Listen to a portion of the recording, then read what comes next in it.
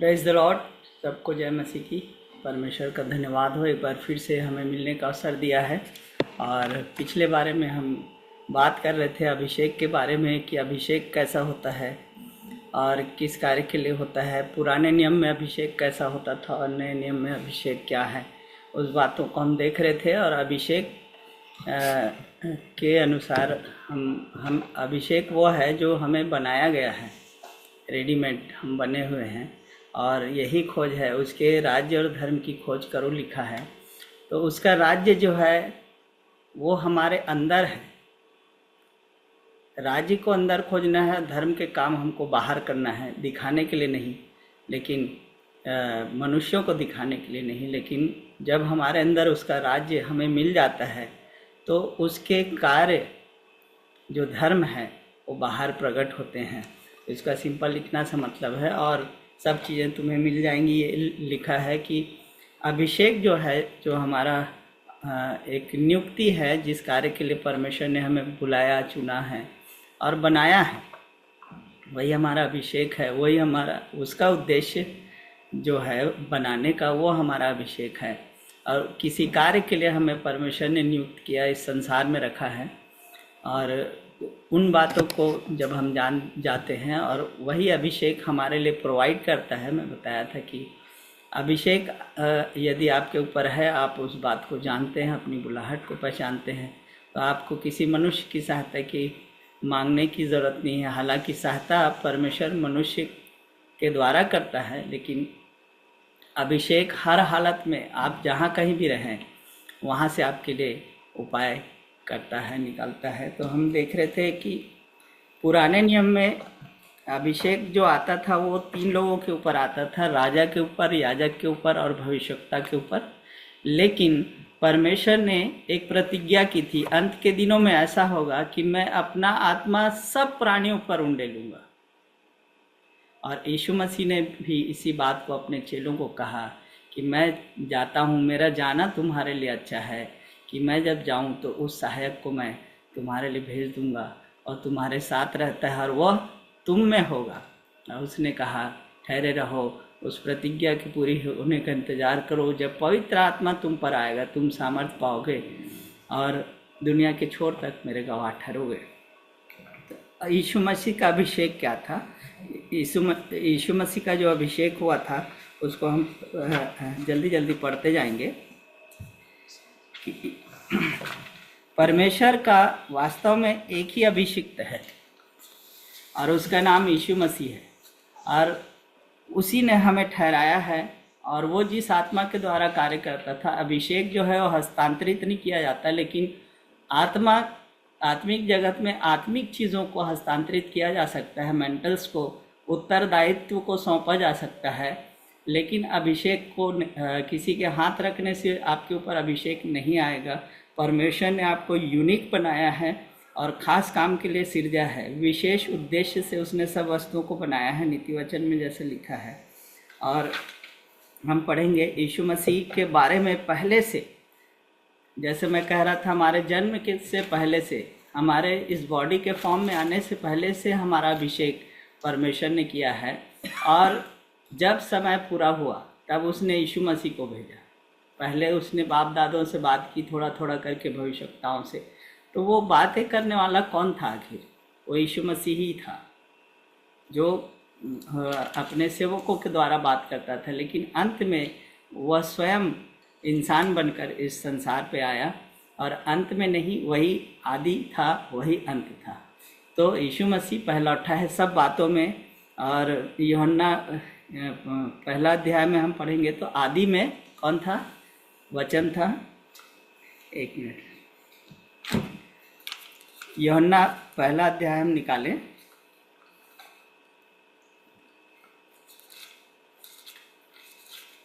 यहाँ लिखा है, आदि में वचन था और वचन परमेश्वर के साथ था और वचन परमेश्वर था। यही आदि में परमेश्वर के साथ था। सब कुछ उसी के द्वारा उत्पन्न हुआ, और जो कुछ उत्पन्न हुआ है उसमें से कोई भी वस्तु उसके बिना उत्पन्न ना हुई। उसमें जीवन था और वह जीवन मनुष्यों की ज्योति थी। ज्योति अंधकार में चमकती है, सारी बातें वहाँ पर लिखी है। तो यीशु मसीह ने कभी नहीं कहा कि मैं वचन हूँ। यीशु ने कहा मैं जगत की ज्योति हूँ, मैं जीवन हूँ, मैं मार्ग हूँ, मैं सत्य हूँ। यीशु मसीह ने इस बात को कहा। इसका मतलब वचन जो है वो देहधारी हुआ और हमारे बीच में डेरा किया। वचन जो है, आदि में जो वचन था परमेश्वर के साथ, और वचन ही परमेश्वर था, वह देहधारी होकर आया। तो यीशु मसीह ने यह नहीं बोला कि मैं वचन हूँ, यीशु मसीह ने बोला कि मैं जगत की ज्योति हूँ।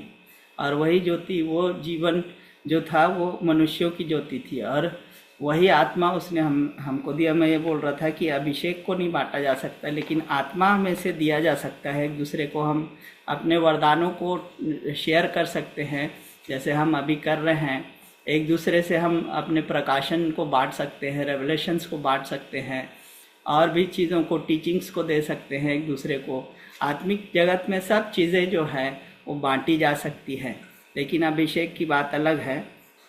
और यीशु मसीह का जो अभिषेक हुआ था उसके बारे में भी बहुत लंबे लंबे समय से भविष्यवाणियाँ होती आई है। जगत के आरंभ से मैं वही हूँ जो जगत के आरंभ से तुमसे कहता आया हूँ, ये बोला है। और जो लोग थे वो उसका माउथ पीस बनते गए, मतलब वो बोलते रहे उसके बारे में। और जैसे कि मैं जल्दी जल्दी बताऊंगा, जल्दी जल्दी जाएंगे हम, जो वचन हम खोल पाएंगे वो खोल लेंगे। और यशायाह ने 700 वर्ष पहले मसीहा के आने की भविष्यवाणी की थी, और वो है यशायाह 7 अध्याय उसका 14 पद में लिखा हुआ है, उसको हम पढ़ लेंगे।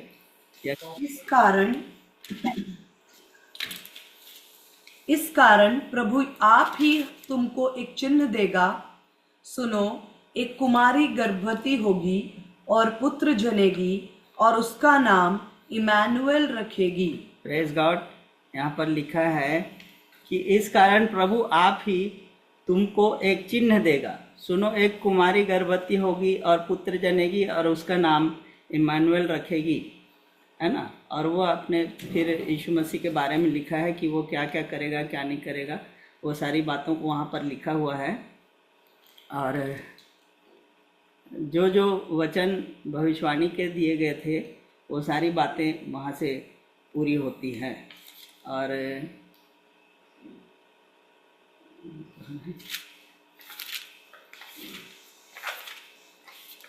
जब गडरिये वहाँ पर भेड़ों की रखवाली कर रहे थे तो एक स्वर्गदूत आता है और ज्योति चमकती है, और वो उनसे कहता है कि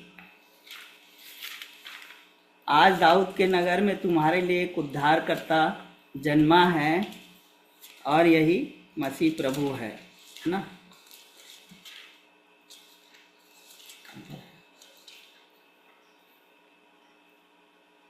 इसको पढ़ लेंगे हम। और इसका एक चिन्ह होगा, जब वो खुशखबरी सुनाता है स्वर्गदूत आके, और वहाँ पर उजियाला चमकता है और गडरिये जो है वो डर जाते हैं, तो बोलते हैं डरो मत, मैं तुम्हें बड़े आनंद का सुसमाचार सुनाता हूँ कि आज दाऊद के नगर में तुम्हारे लिए एक उद्धारकर्ता जन्मा है ना। और वहाँ पर इसका एक चिन्ह होगा, लिखा है, ये चिन्ह है।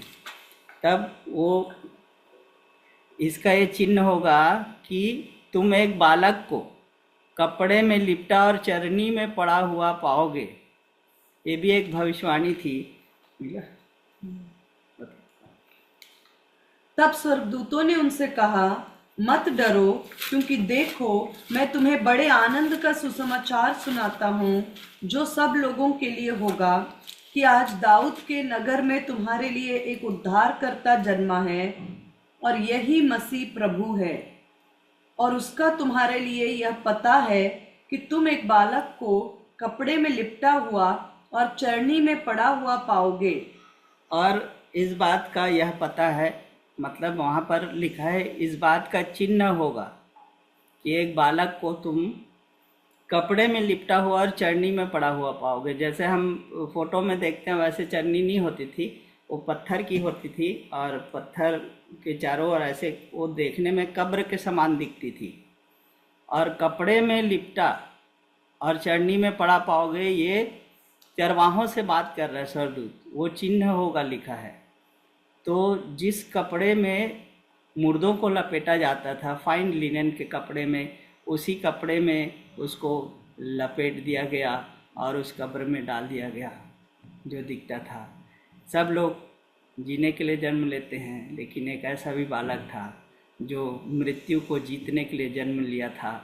और चरवाहे इस बात को समझते थे। चरवाहे वहाँ पर बैतलहम में थे और वहीं पर भेड़शाला थी, और ऑफिशियल भेड़शाला जो होती थी, जो जहाँ कुर्बानी के बकरे तैयार होते थे, कुर्बानी के मेमने तैयार होते थे। और चरवाहे उस बात को ध्यान रखते थे, एकदम जाग कर रखवाली करते थे। जैसी ही कोई पहलौठा जन्म लेता था तो भागकर उसको उस महीन कपड़े में जल्दी से लपेटते थे उन लोग। क्यों? कि उसको कहीं खरोच ना लग जाए, कोई भी अंग उसका भंग नहीं होना चाहिए। ऐसा एक कुर्बानी का मेमना होता था जो निर्दोष होना चाहिए, तो उसको उन लोग तुरंत जाके ऐसे फाइन कपड़े में उसको लपेटते थे और बड़े ही नाजुक ढंग से उसको पाला जाता था, विशेष ढंग से उसको पाला जाता था, क्योंकि वो कुर्बानी का मेमना हुआ करता था। इसलिए ये चिन्ह चरवाहों को दिया गया। और यशायाह ने जो कहा था उस बात को वहाँ पर वो बता रहा है। और यशायाह जो था वो एक भविष्यवक्ता था, और अभी के भविष्यवक्ता और पुराने भविष्यवक्ताओं में भी अंतर है। अभी कोई भी विश्वासी हो भविष्यवाणी कर सकता है, लेकिन उस समय जो बॉन्ड प्रॉफिट हुआ करते थे, आज भी बॉन्ड प्रॉफिट आज भी होते हैं। हर विश्वासी भविष्यवाणी कर सकता है आज की डेट में, लेकिन बॉन्ड प्रॉफिट की बात अलग होती है, भविष्यवक्ता की बुलाहट अलग होती है। और यदि आप यशायाह 20 उसका 2 में पढ़ें तो यशायाह जो था वो 3 वर्ष तक नग्न प्रचार करता रहा। पूरी तौर से उसको नंगा रहना पड़ा 3 साल तक, वहाँ पर जैसा लिखा हुआ है। एक मिनट पढ़ लेंगे उसको, यशायाह 20।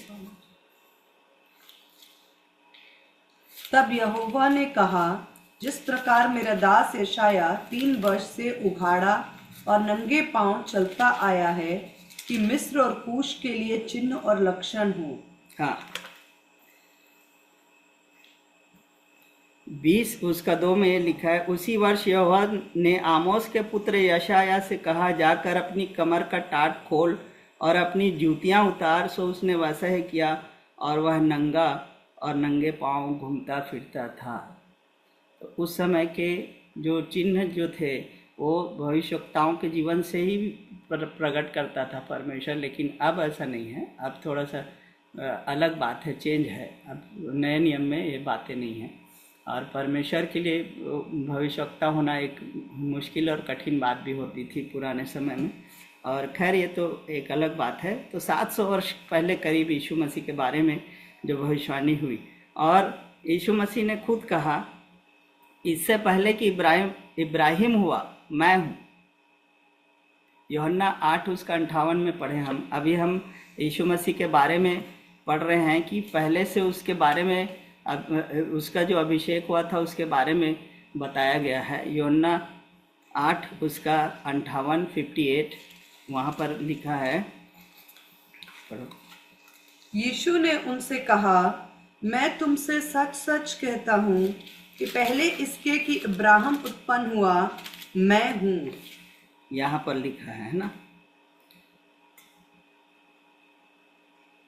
और जब यहूदी लोग उससे कह रहे थे 52 से, अब यदि हम पढ़ेंगे तो यहूदियों ने उससे कहा, अब हमने जान लिया कि तुझ में दुष्ट आत्मा है।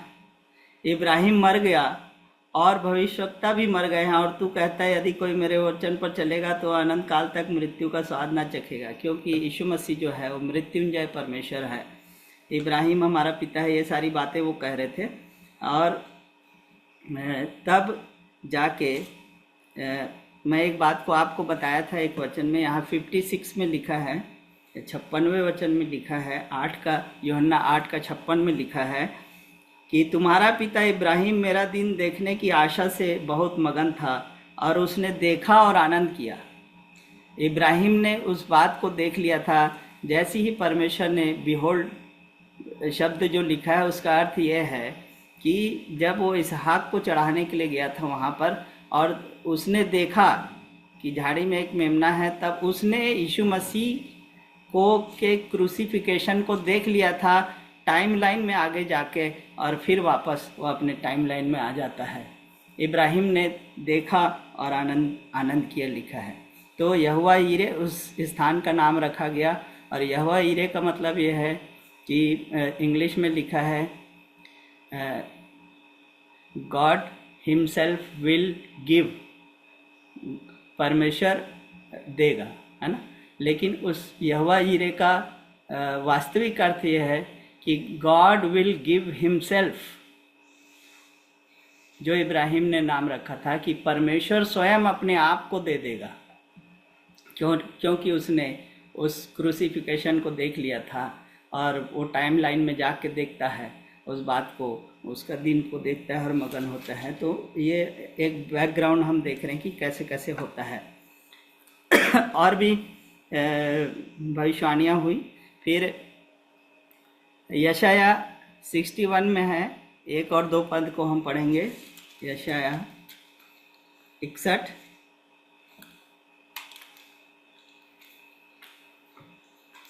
61 यहाँ पर लिखा है, 1 पद से मैं पढ़ रहा हूँ। प्रभु यहोवा का आत्मा मुझ पर है, क्योंकि यहोवा ने सुसमाचार सुनाने के लिए मेरा अभिषेक किया है, और मुझे इसलिए भेजा है कि खेदित मन के लोगों को शांति दूं, कि बंधुओं के लिए स्वतंत्रता का और कैदियों के लिए छुटकारे के प्रचार करूं, कि यहोवा के प्रसन्न रहने के वर्ष का और हमारे परमेश्वर के पलटा लेने के दिन का प्रचार करूं।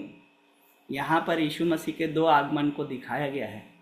पहला तो ये है यहोवा के प्रसन्न रहने के वर्ष का और हमारे परमेश्वर के पलटा लेने के दिन का प्रचार करूं।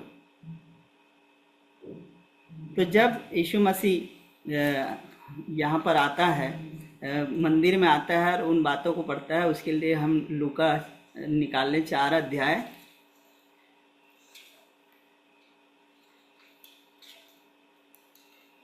वहाँ पर 4 अध्याय का 17 से यशाया भविष्यवक्ता की पुस्तक उसे दी गई, और उसने पुस्तक खोलकर वह जगह निकाली जहाँ यह लिखा था कि प्रभु का आत्मा मुझ पर है, इसलिए कि उसने कंगालों को सुसमाचार सुनाने के लिए मेरा अभिषेक किया है, और मुझे इसलिए भेजा है कि मैं बंधुओं को छुटकारे का और अंधों को दृष्टि पाने का सुसमाचार प्रचार करूं, और कुचले हुओं को छुड़ाऊं, और प्रभु के प्रसन्न रहने के वर्ष का प्रचार करूं। यहाँ तक आके यीशु मसीह रुक जाता है।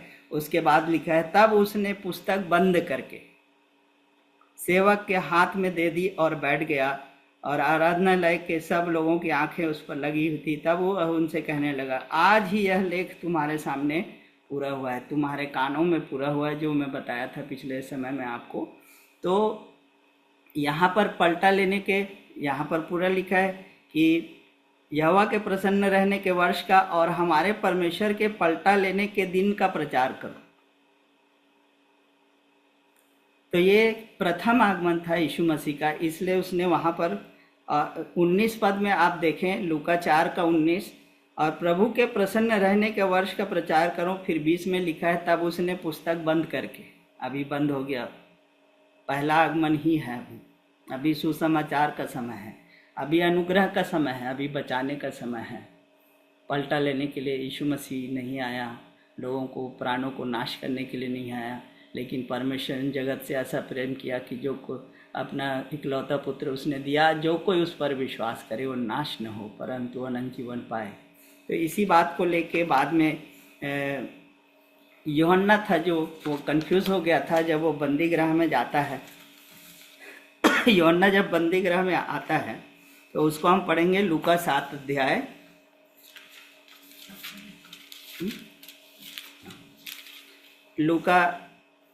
लूका 7 अध्याय उसका 19 से 21 तक हम पढ़ेंगे। तब यूहन्ना ने अपने चेलों में से 2 को बुलाकर प्रभु के पास यह पूछने के लिए भेजा कि क्या आने वाला तू ही है या हम किसी और दूसरे की बाट देखें। उन्होंने उसके पास आकर कहा, यूहन्ना बपतिस्मा देने वाले ने हमें तेरे पास यह पूछने को भेजा है कि क्या आने वाला तू ही है या हम दूसरे की बाट जो हैं। यूहन्ना यहाँ पर कंफ्यूज हो गया था कि यशायाह की जो पुस्तक थी उसको तो पूरा जानता था कि उसमें पलटा लेना भी लिखा है, तो पलटा क्यों नहीं ले रहा है, मैं क्यों बंदी गृह में, मेरा सिर कटने वाला है, और बहुत सी बातें होंगी। और यूहन्ना ही एक ऐसा व्यक्ति था जिसने पिता, पुत्र और पवित्र आत्मा तीनों को एक साथ महसूस किया था। लेकिन उस लेख के कारण जहाँ पर यीशु मसीह ने वहाँ तक ले जाके बंद कर दिया, प्रभु के प्रसन्न रहने के वर्ष का प्रचार करूँ, यहाँ तक आया था, लेकिन वो किसी से पलटा नहीं ले रहा था। तो यूहन्ना वहाँ पर कंफ्यूज हो जाता है। और कई बार हम भी अपने जीवन में कंफ्यूज होते हैं, परेशान होते हैं, और जब तक परमेश्वर का वचन हमें नहीं मिलता तब तक हमें शांति नहीं मिलती है, छुटकारा नहीं मिलता है। तो यीशु मसीह ने क्या किया, उसी भविष्यवाणी से जवाब दिया। यहाँ 21 पद में लिखा है, उसी घड़ी उसने बहुतों को बीमारियों और पीड़ाओं और दुष्टात्माओं से छुड़ाया और बहुत से अंधों की आंखें दी। और उसने उनसे कहा, जो कुछ तुमने देखा और सुना है जाकर यूहन्ना से कह दो कि अंधे देखते हैं, लंगड़े चलते फिरते हैं, कोढ़ी शुद्ध किए जाते हैं, बहरे सुनते हैं, मुर्दे जिलाए जाते हैं, और कंगालों को सुसमाचार सुनाया जाता है, और धन्य है वह जो मेरे कारण ठोकर ना खाए। यीशु मसीह ने बोला कि यूहन्ना कैसे बात कर रहे हो, भाई मैं ही तो हूँ, और उसने खुद ही सुना था, आकाशवाणी हुई थी, ये हुई थी, ऐसा नहीं बोला। उस काम को करके दिखाया जो यूहन्ना भी जानता था कि क्या क्या होगा, मसीह आएगा तो क्या क्या करेगा। उन कामों को करके जल्दी जल्दी यीशु मसीह वहाँ पर दिखाता है कि, और अभी जैसे हमने जैसा हमने पढ़ा कि ये काम करता है ना। और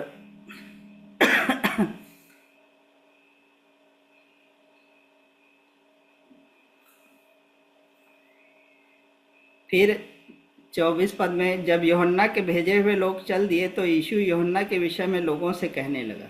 उन लोग चल दिए तब कहने लगा, है ना, कि आगे उसको हम पढ़ लेंगे। तो 28 पद में लिखा है, 27 में, यह वही है जिसके विषय में लिखा है कि देख मैं अपने दूत को तेरे आगे आगे भेजता हूँ, जो तेरे आगे मार्ग सीधा करेगा। मैं तुमसे कहता हूँ कि जो स्त्रियों से जन्मे हैं उनमें से यूहन्ना से बड़ा कोई नहीं, पर जो परमेश्वर के राज्य में छोटे से छोटा है वह उससे भी बड़ा है। ये बात यूहन्ना के चेलों के सामने जो पूछने आए थे उनसे नहीं कहा, उनके जाने के बाद लोगों से कहा। और यीशु मसीह ने उस बात का उत्तर जो यूहन्ना ने पूछा कि आने वाला तू ही है कि हम और किसी की बात जो है, तो उस भविष्यवाणी को याद दिलाया, उसको प्रैक्टिकल करके दिखाया और वचन से जवाब मिला। जब हम अपने जीवन में समस्याओं से घिर जाते हैं, कंफ्यूज हो जाते हैं, तो परमेश्वर भी ऐसा हमारे साथ भी करता है कि अपने वचन की, अपने भविष्यवाणियों को हमको याद दिलाता है, उसे पूरा करके दिखाता है। और परमेश्वर का वचन जब हमारे पास जीवित रूप में और प्रकट रूप में जब आता है, एक रेवलेशन के रूप में आता है, देहधारी होकर आता है, तब हमें जाके छुटकारा और शांति मिलती है, तब हमें अपनी समस्या से निकास हम पाते हैं। तो यीशु मसीह का अभिषेक जो था वो जुओं को तोड़ने का और स्वतंत्रता का अभिषेक था।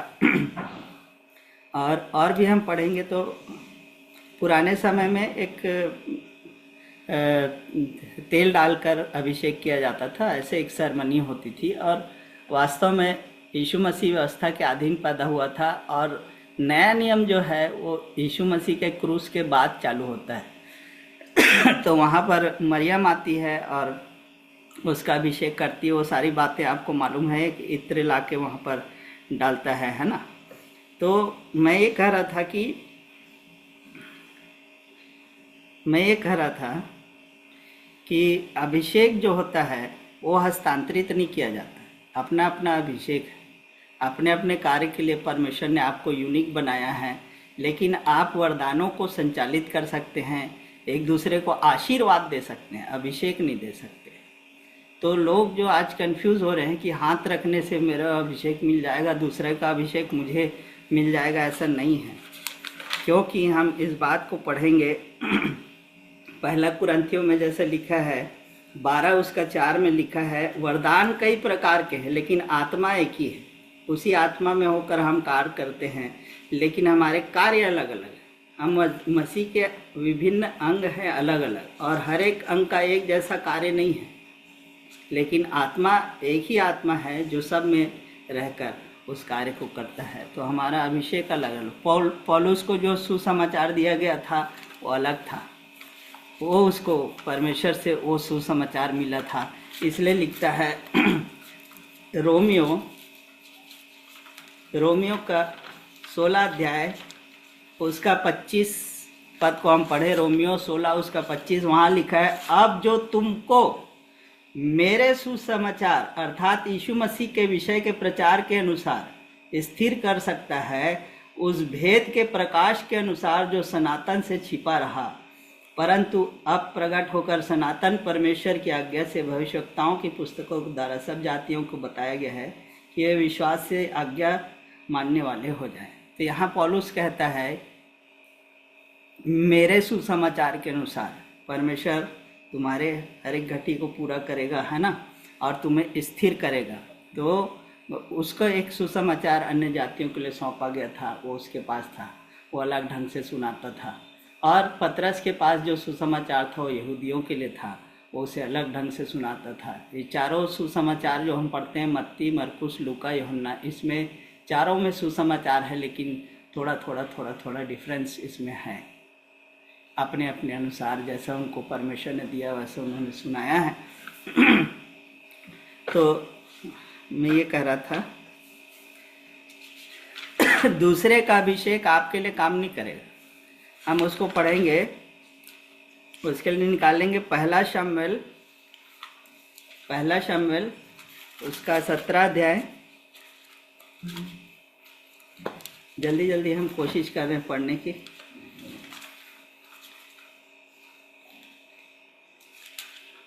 पहला शमूएल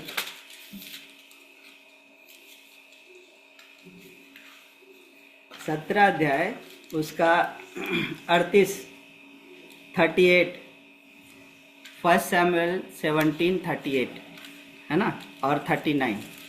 तब शाऊल ने अपने वस्त्र दाऊद को पहनाए और पीतल का टोप उसके सिर पर रख दिया और झिलम उसको पहनाया, और दाऊद से उसकी तलवार वस्त्र के ऊपर कसी और चलने का यत्न किया।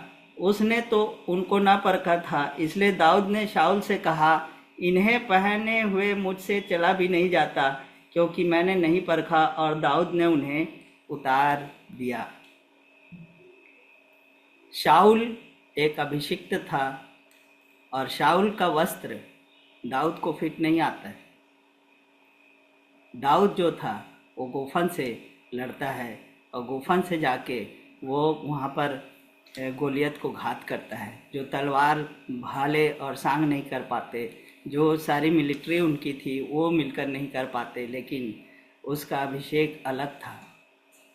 और शाऊल चाहता था कि जैसा मैं लड़ता हूँ वैसा ही तू भी लड़ करके उसको अपने वस्त्र पहनाता है और बोलता है इन्हें पहनकर तो मेरे से चला भी नहीं जा रहा है, और इतनी बड़ी तलवार लेके मेरे से चला भी नहीं जा रहा है। ऐसा ही होता है मेरे प्रियो, जब हम दूसरों से अपनी तुलना करने लगते हैं तो ये हाल हमारा हो जाता है कि हमसे चला भी नहीं जाता, क्योंकि अपनी बुलाहट को हमें ढूंढना है कि हमको किस लिए परमेश्वर ने ठहराया है, उसके अनुसार अभिषेक। वरदान जो है वो अभिषेक नहीं है, वरदान जो है वो अभिषेक की ज़रूरत है, अभिषेक की आवश्यकता है, और आपके अभिषेक के अनुसार आपको वरदान दिया गया है। किसी और के समान बनने के लिए नहीं बुलाया है आपको, उसके अनुसार बनने के लिए नहीं कहा गया है। और आमतौर पर ये प्रश्न पूछा जाता है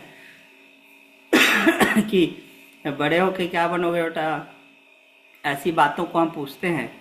लेकिन इफिसियो यदि हम पढ़े, इफिसियो 2:10 के अनुसार हम रेडीमेड हैं, और मत्ती 7:7 और रोमियो 12:2 के अनुसार अपने पते ठिकाने को पहुंचाना है।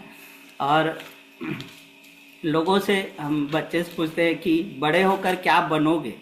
ये अत्यंत ही अज्ञानता के अंधकार से भरा हुआ सवाल सदियों से पूछा जा रहा है। विश्वासियों को कुछ बनना है ही नहीं, क्योंकि बनाने वाला परमेश्वर है। जो बनाना था उसने बनाकर ही हमें भेजा है। ये तो ऐसा प्रश्न है कि किसी आम की गुठली से हम प्रश्न पूछे कि तू बड़े होके क्या बनेगा, पपीता बनेगा कि सीताफल बनेगा कि जामुन बनेगा कि अमरूद बनेगा, और जितना ये सवाल गलत है उतना ही गलत उत्तर भी दिए जा रहे हैं। अब वो आम की गुठली से पूछा जा रहा है कि तू बड़े होके पपीता बनेगा कि और कुछ बनेगा, अमरूद बनेगा, जामुन बनेगा, और जवाब भी दिया जा रहा है कि नहीं, मैं गुलाब जामुन बनूंगा। ऐसे जवाब भी दिया जा रहा है और गुलाब जामुन बन भी जाते हैं। और कन्फ्यूज़न में ज़िंदगी इसलिए एक पीड़ा, एक दुश्वारी, एक बोझ, एक पछतावे की लंबी श्रृंखला और बेचैनी मालूम होती है जब तक हम परमेश्वर की इच्छा को अपने जीवन में नहीं जान लेते हैं। तो बच्चों को सवाल नहीं, प्रेरणा, सहयोग और मार्गदर्शन देना है कि तू ढूंढ कि तू कौन है और क्यों है, उसको अपनी यात्रा करने दीजिए।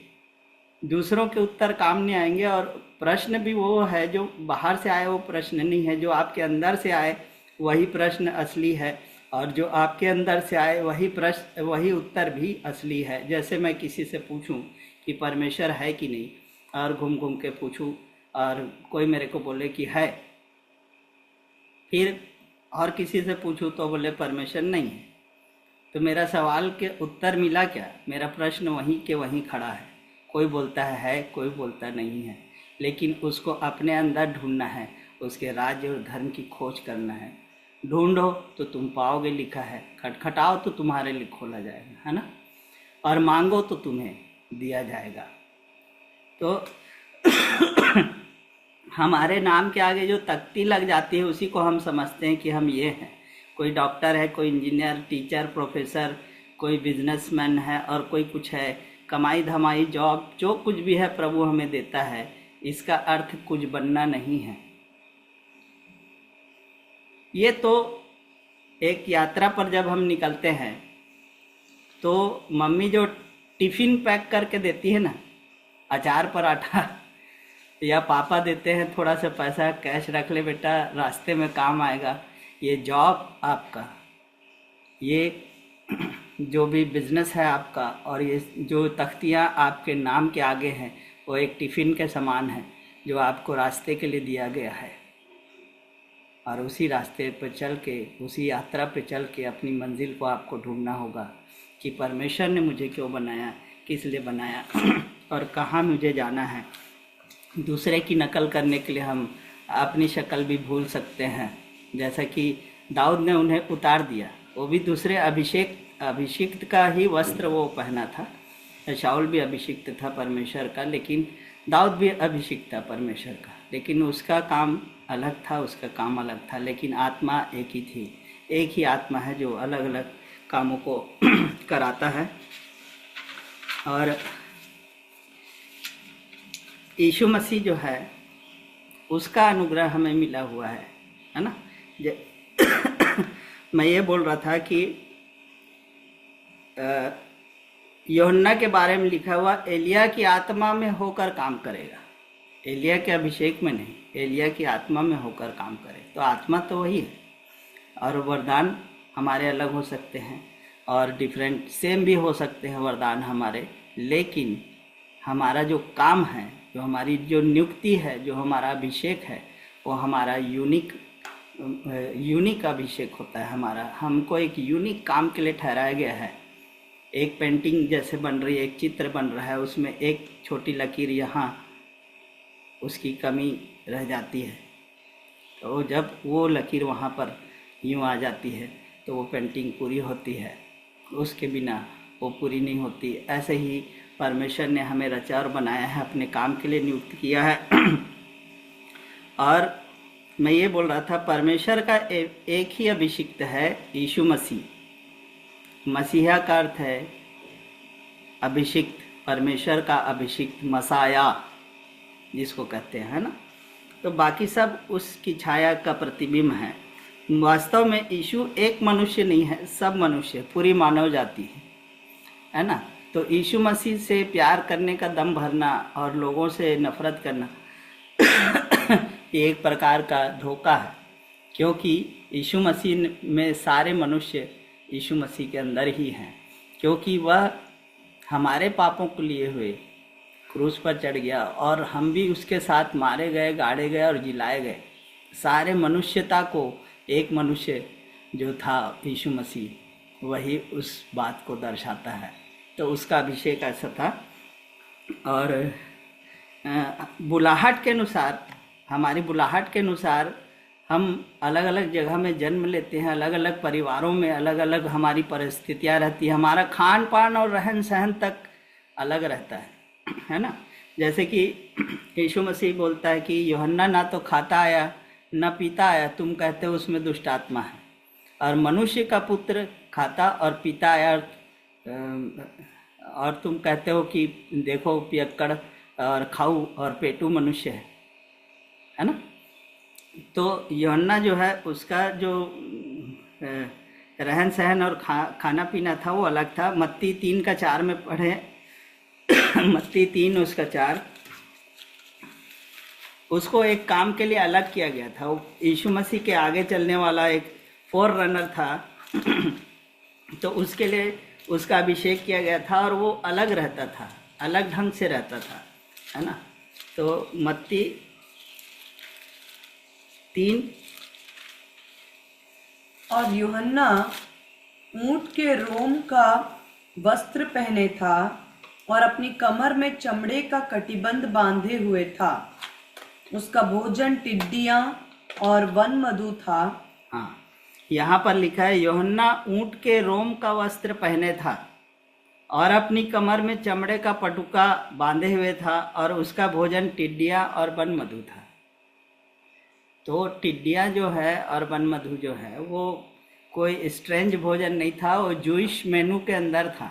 लय व्यवस्था 11 उसका 21 और 22 में हम पढ़ेंगे। लय व्यवस्था 11 उसका 21 और 22, वहाँ पर ये लिखा है रेंगने वाले और पंख वाले जो 4 पाँव के बल चलते हैं, जिनके भूमि पर कूदने फाड़ने को टांगे होती है, उनको तो खा सकते हो। वे ये हैं, अर्थात भांति भांति की टिड्डी, भांति भांति के फनगे, भांति भांति के हरगोल और भांति वो सारी चीज़ें लिखी। तो ये जूइश जो मेनू जो मूसा ने दिया था उसके अंतर्गत ही वो खाता था। और टिड्डियाँ वो लोग खा सकते थे। तो ऐसा कोई स्ट्रेंज काम नहीं कर रहा था, लेकिन वो अलग रहता था, वो सिर्फ उन चीज़ों को तो ऐसी हमारा खान पान रहन सहन भी हमारा अलग हो सकता है। उसके अनुसार कुछ चीज़ें हमको पसंद ही हैं। हमारी इच्छा परमेश्वर हमारे अंदर जो डालता है वो दूसरे की भी वही इच्छा हो, ये ज़रूरी नहीं है। क्योंकि लिखा है फिलिपियों 2 उसका 13 में ये लिखा है, फिलिपियों 2 उसका 13 लिखा है, क्योंकि परमेश्वर ही है जिसने अपनी सुइच्छा निमित्त तुम्हारे मन में इच्छा और काम दोनों बातों के करने का प्रभाव डाला है। सब काम बिना कुड़कुड़ाए और बिना विवाद के किया करो, है ना। तो यहाँ पर लिखा है कि परमेश्वर ने अपनी सुइच्छा निमित्त, मतलब परमेश्वर ने अपनी इच्छा के अनुसार तुम्हारे अंदर इच्छा को डाला है। तो हमारी इच्छाएं अलग अलग हो सकता है मेरा एक बड़ा हॉस्पिटल बनाने का सपना हो सकता है आपका एक स्कूल बनाने का सपना हो सकता है आपका और कोई सपना हो सकता है आप गरीबों को अपनी सारी संपत्ति दान कर देने का सपना देखते होंगे, या ऐसी इच्छा आपकी होगी, है ना। अलग अलग इच्छा हो सकती है, लेकिन परमेश्वर का आत्मा जो है वही इच्छाओं को डालता है और काम को, इच्छा और काम दोनों का प्रभाव। और परमेश्वर उन बातों के लिए अभिषेक हर हालत में आपके लिए उपाय को निकालता है। और जो मैं बोल रहा था कि जैसे बांटा जा सकता है, तो गिनती की पुस्तक में हम पढ़ेंगे 11 अध्याय उसका मैं पढ़ रहा हूँ 16 और 17 पद कि आत्मिक चीज़ों को बांटा जा सकता है, लेकिन अभिषेक यहाँ पर मूसा था जो 70 लोगों को अपनी आत्मा में से देता है और परमेश्वर ने उसको ऐसा करता है। यहोवा ने मूसा से कहा, हम पढ़ रहे हैं गिनती 11 अध्याय उसका 16-17। यहोवा ने मूसा से कहा, इजरायली पुरनियों में से 70 ऐसे पुरुष मेरे पास इकट्ठे कर जिनको तू जानता है कि वे प्रजा के पुरनिये और उनके सरदार हैं, और मिलाप वाले तंबू के पास लिया कि वे तेरे साथ यहाँ खड़े हों। तब मैं उतर कर तुझसे वहाँ बातें करूँगा, और जो आत्मा तुझ में है उसमें से कुछ लेकर उनमें समवाऊँगा, और वे इन लोगों का भार तेरे संग उठाए रहेंगे और तुझे उसको अकेले उठाना ना पड़ेगा। अभिषेक जो होता है वो आपके लिए डेस्टिनी हेल्पर्स को खड़ा करता है, और हो सकता है आपकी बुलाहट हेल्पर की हो, कोई अच्छा काम कर रहा है उसकी सहायता करने की बुलाहट आपके हो, ऐसा भी हो सकता है। लेकिन मूसा ने उस आत्मा से लेकर उनको बांटा ताकि वो भी लोगों का भार उठाए पड़े और मूसा अकेला ना पड़ जाए, इसलिए, है ना। तो ऐसे आत्मा में से वो बांटता है। तो ऐसे हेल्पर्स को भी अभिषेक आपके लिए खड़ा करता है, और कई बार हमारा अभिषेक हेल्पर का भी हो सकता है। डेस्टिनी हेल्पर्स को परमेश्वर खड़ा करता है आपके इच्छा को पूरी करने के लिए, जो परमेश्वर ने आपके अंदर डाली उस इच्छा को जानना जरूरी है। यीशु मसीह ने कहा है, पिता मेरी नहीं पर तेरी इच्छा पूरी हो। गलतियों 4 उसका 6 हम पढ़ेंगे। गलतियों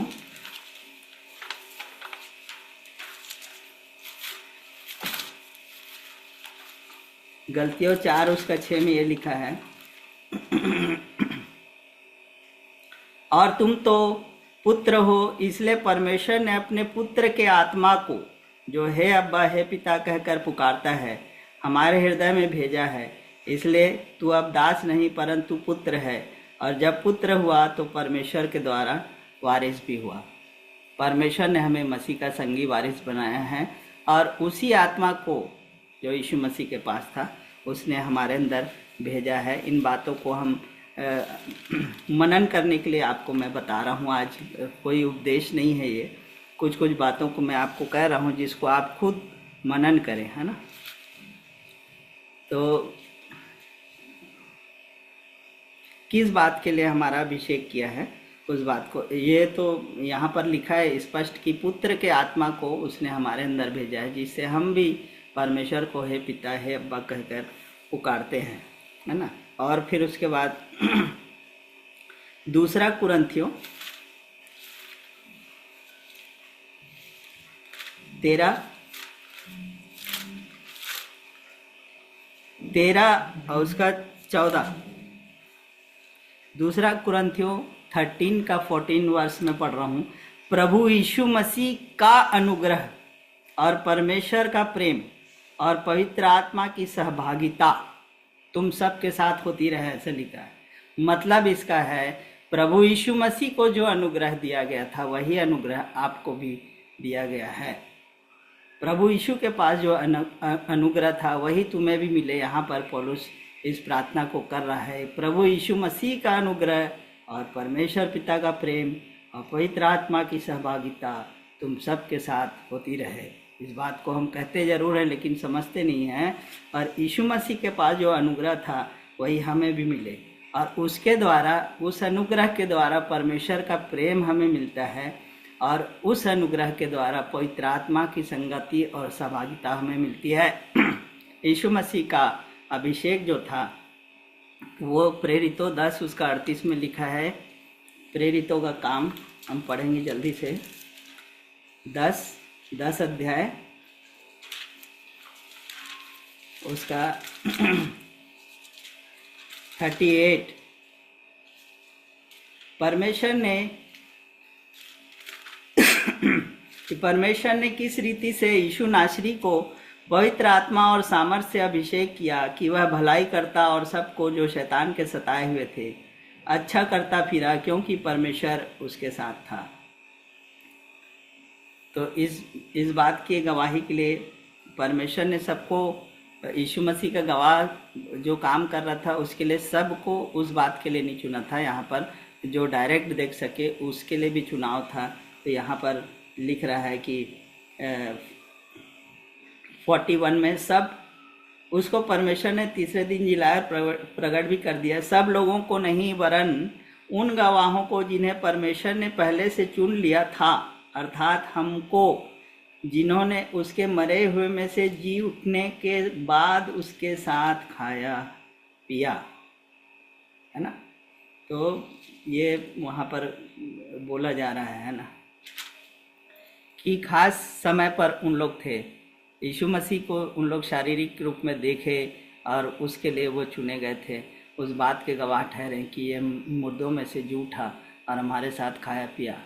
तो उस टाइम के लिए, आप इस टाइम में पैदा हुए हैं तो इस टाइम के लिए आपको रखा है परमेश्वर, नहीं कि आप उसके काम को करें, और ऐसा अभिषेक आपको दिया है ना। तो प्रभु यीशु के पास जो अनुग्रह था वही अनुग्रह उसने हमें भी दिया है। रोमियो 8 उसका 11 भी पढ़े। यहाँ पर लिखा है, और यदि उसी का आत्मा जिसने यीशु को मरे हुए में से जिलाया तुम में बसा हुआ है, तो जिसने मसीह को मरे हुए में से जिलाया वह तुम्हारी मरणहार देहों को भी अपने आत्मा के द्वारा जो तुम में बसा हुआ है जिलाएगा। वही आत्मा, उसका कोई डुप्लीकेट रेप्लिका हमको नहीं दिया है। यदि मैं इस कोट को उतार के अपने किसी भाई को दे दूं कि तो यही कोट, ऐसा ही कोट नहीं, यही कोट, तो वही आत्मा जिसने मसीह यीशु को मरे हुए से जिलाया वही आपके अंदर वास करता है। इस बातों को हमको समझना है और उनके अनुसार हमको अपने कार्य को करते जाना है। और यीशु मसीह ने कहा इस बात को, यूहन्ना की किताब हम निकालेंगे, सुसमाचार निकालेंगे, वहाँ 17 उसका 18, 17 अध्याय उसका 18 यहाँ पर लिखा है 16 से, जैसे मैं संसार का नहीं वैसे ही वे भी संसार के नहीं, सत्य के द्वारा उन्हें पवित्र कर, तेरा वचन सत्य है। फिर लिखा है, जैसे तूने जगत में मुझे भेजा वैसे ही मैंने भी उन्हें जगत में भेजा, है ना। जैसे तू है पिता मुझ में है और मैं तुझ में, वैसे ही वो हम में हूँ। तो जैसे परमेश्वर ने यीशु मसीह को भेजा वैसे ही यीशु मसीह भी हमें भेजता है कि हम सुसमाचार सुनाएं। और सुसमाचार आपको गवाही के द्वारा मिलता है, रेवलेशन के द्वारा मिलता है, और उसी सुसमाचार को जो डायरेक्ट आपको परमेश्वर से प्राप्त होता है उसको हमको सुनाना है, लोगों को डिलीवर करना है।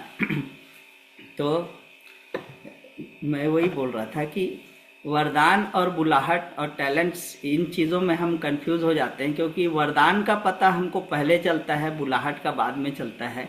बुलाहट को ढूंढना पड़ता है, वरदान तो प्रकट होते रहते हैं, है ना। तो जो हमारा टैलेंट है उससे हम कई बार कंफ्यूज हो जाते हैं कि मैं ये काम अच्छे से कर सकता हूँ, है ना। तो वो आपका बुलाहट में एक सहयोगी चीज़ है, तो आप उसी को अपना बुलाहट समझने लग जाते हैं कि मेरे को ये काम करने के लिए बुलाया। लेकिन परमेश्वर आपके थ्रू ऐसे ऐसे काम करेगा जिसको आप सपने में भी कर नहीं सकते हैं। असंभव कार्य को आपके द्वारा करवाता है, उसलिए परमेश्वर अपना आत्मा आपको देता है। और कई बार जैसे हमारे वरदान जो हैं, हमारे जो टैलेंट्स है, जिसको हम आसानी से जिन चीज़ों को कर लेते हैं, और जो हमारे को एक आत्मिक वरदान अलग चीज़ है और टैलेंट्स अलग चीज़ है।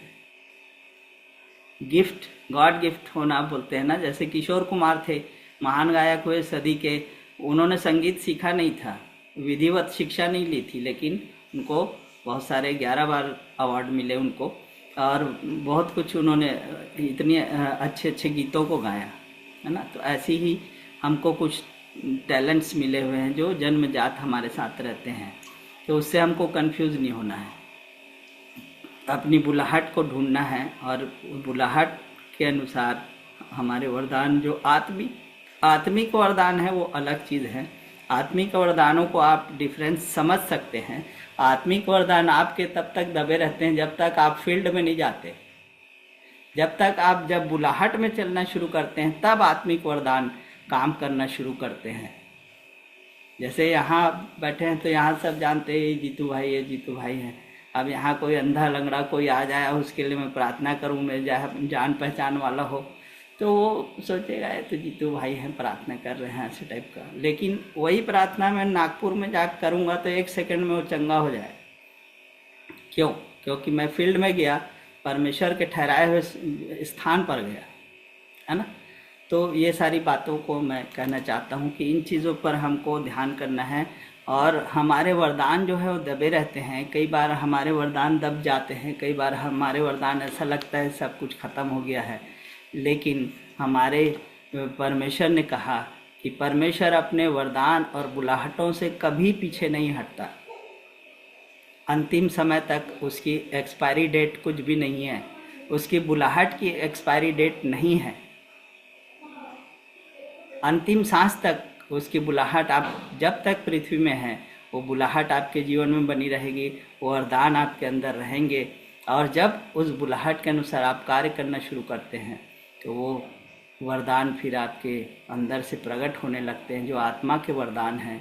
और आत्मा वो नाप नाप के नहीं देता, लिखा है एक ही आत्मा है, उसी के द्वारा अलग अलग वरदान हमारे काम करते रहते हैं। तो किसी से अपनी तुलना न करें, अपने अपनी बुलाहट के अनुसार हम कार्य करें और एक दूसरे को हम सहयोग करें, सहायता करें, हेल्प करें। और कई बार वरदान जो है जो वो हमें घमंडी बना देता है, कई बार ऐसा होता है, कई बार ऐसा भी होता है ना। और बुलाहट से हमको भटका देता है। अरे मैं बहुत तो खान हूँ, मेरे सामने तो कोई गाने बजाने वाला नहीं है, ऐसे हम सोचने लगते हैं, घमंडी हो जाते हैं। तो हम बुलाहट से भटक जाते हैं और चमक धमक में चल देते हैं। अभिषेक है, जैसे माइकल जैक्सन था, उसके ऊपर एक अभिषेक था, लेकिन वो संसार में चला गया, अपनी बुलाहट को नहीं पहचान पाया। और शिमशोन जो था उसका वरदान चला गया था, क्योंकि वो अपने बुलाहट से थोड़ा हट गया था। और उसके बाद आखिरी जो प्रार्थना कर रहा था वो कॉलिंग की प्रार्थना कर रहा था, क्योंकि परमेश्वर बुलाहट और वरदानों से पीछे नहीं हटता।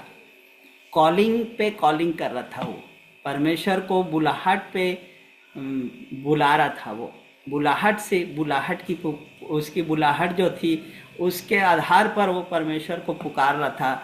उसका वरदान वापस लौट आया और जो काम उसको करना था उसने उसको करके दिखाया। अंधा होने के बावजूद उसने अपने जीवन भर जितने लोगों को नहीं मारा था, आखिरी में उन सबको मार डाला। तो कभी भी परमेश्वर के घर में न देर है न अंधेर है। लेकिन दुनिया में ऐसे कहते हैं कि ईश्वर के घर में देर है पर अंधेर नहीं है। मैं कहता हूँ कि ईश्वर के घर में न देर है न अंधेर है। यदि अंधेर है, यदि देर है तो आपके कारण है। देर आप कर रहे हैं, हम कर रहे हैं, और उसी देर के कारण अंधेर हो जाता है। तो हमको जल्दी से उन बातों को जानना है और एक दूसरे के साथ सामंजस्य में रहना है ना। और मसीह की देह के हम अलग अलग अंग हैं और उसके अनुसार हमको कार्य करते जाना है और एक सामंजस्य में रहना है। तुलना नहीं है लेकिन सामंजस्य है। और सिर जो है वो यीशु मसीह है और हम उसकी देह हैं। देह में अलग अलग अंग हैं, अलग अलग उनके कार्य हैं। और कुरिन्थियों 12 अध्याय में हम पढ़े तो अलग अलग वरदान हैं, है ना। भविष्यवक्ता के वरदान अलग होंगे, पास्टर आप हैं तो आपके वरदान अलग होंगे, प्रेरित हैं तो प्रेरितों के अनुसार आपके वरदान होंगे, है ना। और सुसमाचार प्रचारक हैं आप तो उसके अनुसार आपके वरदान होंगे। तो आप ये ना सोचें कि मैं उसके जैसे करूं, मैं उसके जैसे नहीं। अपनी बुलाहट को हमें पहचानना है, परमेश्वर से ढूंढना है, पवित्र आत्मा से मांगना है, वचन से मांगना है कि हे परमेश्वर, मेरे जीवन के लिए तेरा क्या उद्देश्य है। क्यों हम जो उद्देश्य बनाते हैं वो हमारा उद्देश्य नहीं होता, वो हमारा इंटेंशन या इरादा है। लेकिन जिसने हमको बनाया उद्देश्य उसका है और हम उस उद्देश्य का एक हिस्सा हैं। इस बात को हमको समझना जरूरी है। और अपने बुलाहट पर प्राण देने तक तू विश्वासी रह। पोम्पाई एक शहर था रोम का, वहाँ पर ज्वालामुखी फूटता है 2 बजे रात को और पूरा शहर भाग रहा है। वहाँ का जो वॉचमैन था, चौकीदार था, नगर का पहरेदार था, वो अपने वहाँ पर अडिग खड़ा रहा क्योंकि उसकी ड्यूटी सुबह 6 बजे ख़त्म होने की थी। सब लोग उसको बोले कि तू भी भाग चल, तू भी भाग चल, तू यहाँ क्यों खड़ा है। तो बोलता है ये मेरी ड्यूटी है कि मेरे को यहाँ तक 6 बजे तक यहाँ खड़े रहना है। और वो खड़ा खड़ा वहाँ पर जल जाता है, लेकिन वो अपने बुलाहट से पीछे नहीं हटता है मेरे प्रियो। एक तो सांसारिक उदाहरण हो गया, लेकिन हम भी अपने मन में ठान लें इस बात को कि हम उसकी बुलाहट को ढूंढेंगे कि किस लिए परमेश्वर ने हमें बनाया है। एक खाना कमाना, चींटी से शिक्षा ले बोलता है, तो चींटी से हमको आत्मिक शिक्षा नहीं, वो मेहनत के बारे में कहा गया। चींटी का पूरा जीवन कमाना और खाना, उसके सिवा कुछ नहीं है। तो संसार में हम लोग इसलिए नहीं आए हैं। जैसे मैंने बताया, जो कमाने खाने के लिए जो परमेश्वर ने हमें जो चीज़ें दी है वो हमारी यात्रा के लिए है। टिफ़िन है, टिफ़िन बॉक्स है, उसको लेके चलना है। रास्ते में जो हमारी आवश्यकताएं हैं उसको परमेश्वर पूरा करता है, लेकिन मंजिल हमारी वो है कि जो परमेश्वर की सेवा है, जो परमेश्वर की इच्छा है, उसको हम इस संसार में पूरा करें। प्रभु का धन्यवाद हो, आप लोगों ने शांति से बातों को सुना और मुझे यकीन है कि आप समझ रहे होंगे। इन बातों को मनन करने के लिए मैं आपको उपदेश नहीं दे रहा हूँ या आज टीचिंग नहीं दिया, लेकिन आपको मनन करने के लिए कुछ विचारों को मैंने छोड़ा है। इन बातों पर आप ध्यान करें, मनन करें कि मुझे यहाँ पर रखा है, मुझे ये नौकरी मिली है तो मैं क्या कर सकता हूँ, मैं कहाँ पहुँच सकता हूँ, मैं कैसे सुसमाचार, कौन सा सुसमाचार मुझे दिया गया है, किस तरीके से सुसमाचार मुझे सुसमाचार एक ही है लेकिन सुनाने का तरीका कौन सा मुझे दिया गया है। उन चीज़ों को ढूंढना है और उसी अभिषेक में आपको चलना है, और अभिषेक हर हालत में आपके लिए उपाय को निकालेगा। प्रभु का धन्यवाद करते हैं सारी बातों के लिए। और प्रिया है कि यहाँ पर एक छोटी प्रार्थना करेंगे, प्रिया है तो, नहीं तो फिर विंसेंट भाई हैं हमारे, विंसेंट भाई हमेशा अच्छा प्रिया है यहाँ पर। प्रिया सिस्टर प्रार्थना करेंगी और उसके बाद हम इस मीटिंग को समाप्त करते हैं।